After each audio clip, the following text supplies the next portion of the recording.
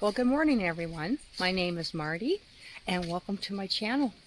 Nice to have you here this fine, very cool morning. This is a few days that I've woke up to 11 and 12 degree temperatures. I think one morning was around 10. I had to put a coat on, and it's only the middle of July. So I'm thinking I need to get canning. So today I'm going to take you with me while I can.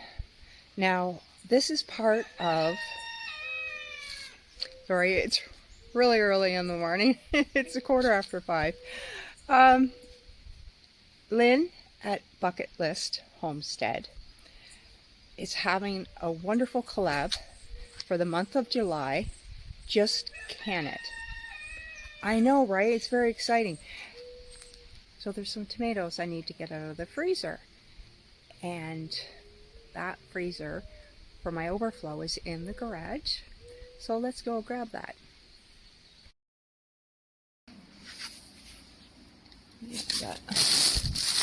I know I have those 6 bags and a few more tucked somewhere else. It's a great start to the morning. It's nice and cool. Let's take advantage of it. Well, I am going to need to clear out this sink this morning and get everything sanitized all through my kitchen surfaces, the counter, the sinks, the stove, and everything before I get canning. And that one will fit in there. I'm going to double check, and maybe I need a 4th bag for this project today. So I'm getting ready to chop up 4 cups of chopped onions for this chili sauce recipe that I will be making today. And I will be chopping up 6 cups of celery. Almost there, just a few more cups to go.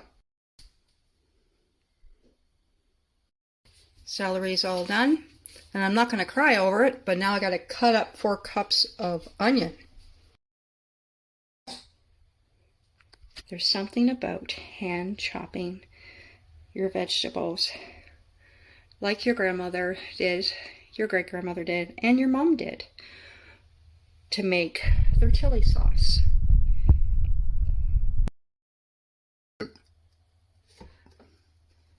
And the reason why I like to freeze them is because that's how easy they are to take the skin off. Now, I did split them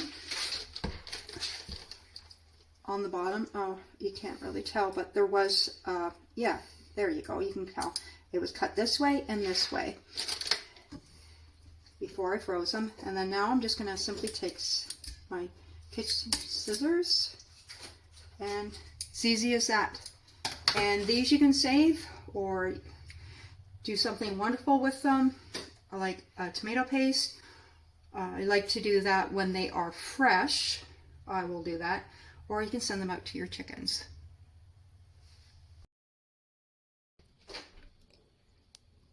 So there's an end that you can clearly see, the cross cut I made. And it was super easy to do. And the first thing I do is I cut the top off. And I do that before freezing, and it makes it so easy just to do that.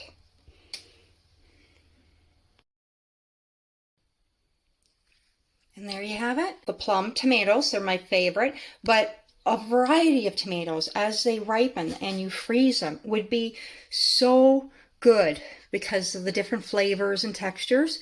And this is the bowl of the skins left over, and the chickens are going to enjoy them. But again, I can puree them and make like a few of them and make it into like a tomato soup or a sauce. And this is the large bowl of onions, rough cut, and celery, just the way I like it, because it brings back memories of the texture of the chili sauce the first time I tasted it at my grandmother's. And then my mom was making it, and she hand chopped it, and I love my sharp knives. I sharpen them before I use them. I just really enjoy it. I find it very peaceful. Well, this is going to get put in to something to drain. Just measured out half a cup of the kosher pickling salt. It's going to get dumped in here. Now, don't try to eliminate this step because you're going to need the salt to pull the juices out of the tomatoes, out of your chopped up onion and your celery, because you need that to go through this. So even if you were to reduce it to 1/4 cup, I think it's going to affect how your chili sauce performs. Even if you were to reduce it, I think it would affect how your chili sauce would perform. So I don't think it's a great idea to do it. I like to follow the family recipe for this. I'm going to stir that in and I'll show you what happens next. And as you can hear the drip, drip, drips, you can see in there, I've already poured off some of the liquid that's dripped through. It's been about 20 minutes now, and I'm about ready to take this off and put it on the other pot. So I've taken the colander and put it on the shorter pot. It was resting on here. It's just a basket. Sorry about the noise. It's just a basket that I got from the Dollar Tree, and I use it specifically only for canning. It stays with my canning supplies. It works amazing. I have also used fresh tomatoes in here to make my chili sauce, but when they're frozen, they're a little bit more fragile. So I did a double up method. I used this colander, and of course, you saw ahead of this, and it was resting on here. So now this is going to get covered with a bowl, and it's going to head off to my fridge till tomorrow morning. And I'll see you then. While I was doing up my dishes, I had one of those aha moments. And I think it's the second time I had this aha moment. So it's now a deja vu aha moment. I'm not sure. I think last year, after the fact of throwing out the skins to the chickens, I went, okay, I could have pureed those and used them as a thickener in my chili sauce. You might as well keep them, and all that goodness can go in there. Now, I know some people do not like the flavor of the skins. I do not notice a difference at all. So tomorrow morning, these are going to be pureed and added in to the mixture when I gently cook it and reduce it a little bit. So I took those skins and I blended it in small amounts. I put about this much skin, a couple inches of skin into that tall container. And I added in some of the juice and I blended it till it's really fine. But I don't know if you can see it or not. Here, let's see if I can pick it up. You see that? There's these little things that are in the skins, okay? I am unable to blend that. So what I'm going to do is I'm going to attempt to press it through there and capture those little pieces. So I ran the skins through here again, like what I discarded over here and that I'm not going to be using. And I pressed it through there because, as you can see, there's still some moisture. And that's it. Now, I'm all finished doing that. And that's all the waste that I have. And I have easily about 4 cups, if not 5 cups, of tomato paste.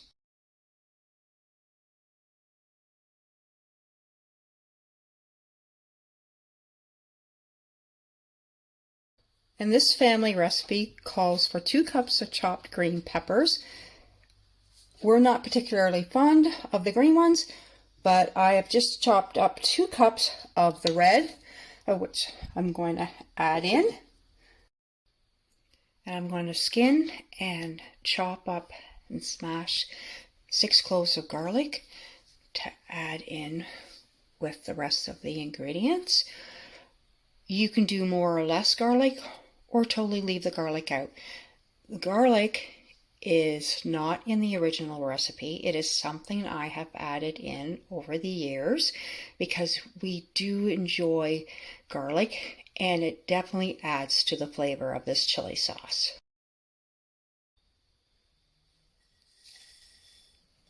And now I'm going to add in 5 cups of sugar. And I've just poured in those skins that I had pureed and then sieved out. 2 cups of cider vinegar.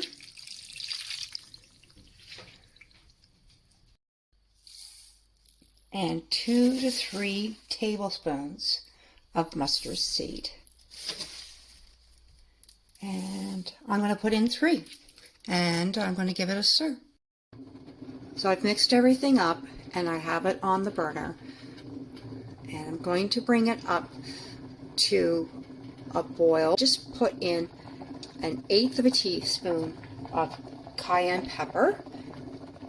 You can leave that out if you don't like the heat, but it is part of the recipe. It kind of balances the sweet of the sugar, the tomatoes, and then the little bit of the tartness or the bite of the vinegar. My chili sauce is ready. I had brought it up to a boil and reduced it.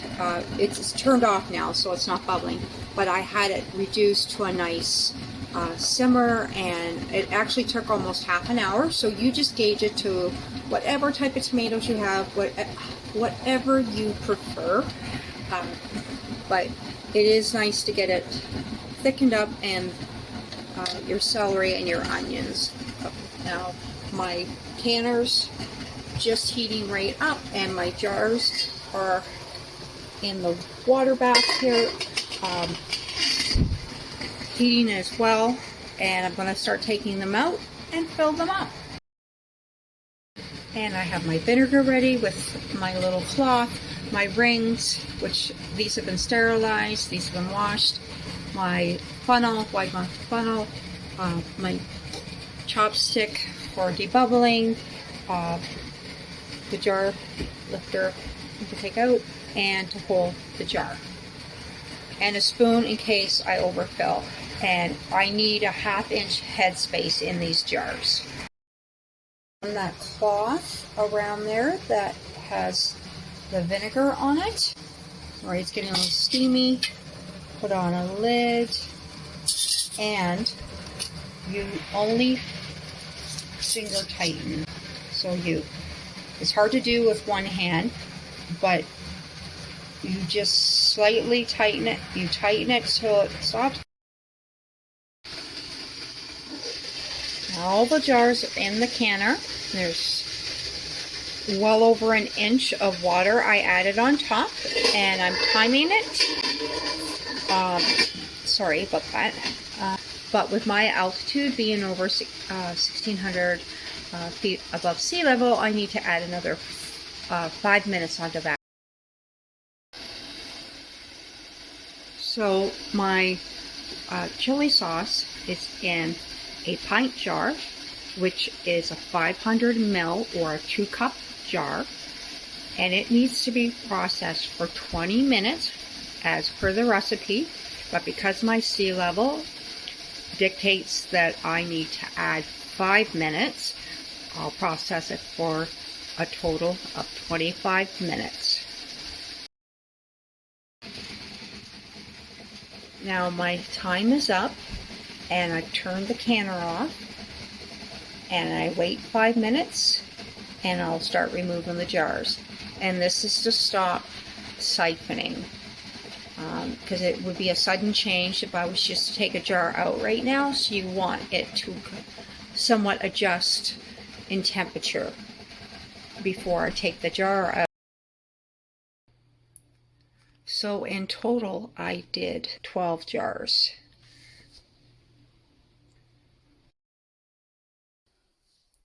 Thank you so much for joining me in my kitchen today, and I hope you enjoy this recipe. And a big thank you to Lynn at Bucket List for hosting such a wonderful open collab for the month of July. Just can it. There's a few days left in July, and there's time. There's always time to can. It's been cool all this week.